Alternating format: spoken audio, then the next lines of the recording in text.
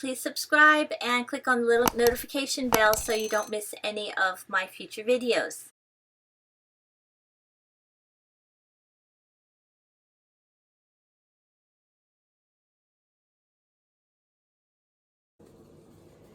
So as you can see, I got a lot of figs, and here's a picture of our tree. This is the first time I'm doing this. So I've got this many figs here. I've just started, I put 2 cups of water and about half a cup of sugar and a quarter of a lemon in there. And I'm starting to cut the figs into, with a cross shape, as you can see here.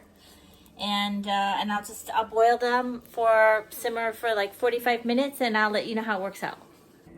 Okay, so here's the last one I'm putting in. This is what it looks like at the moment, and I'll take some pictures as I go along.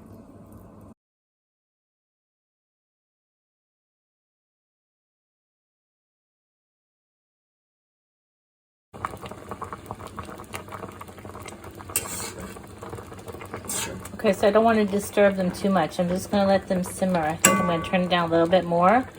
But when I first put them in, I didn't think I had enough water, but I think it's plenty because there's juice in the figs too.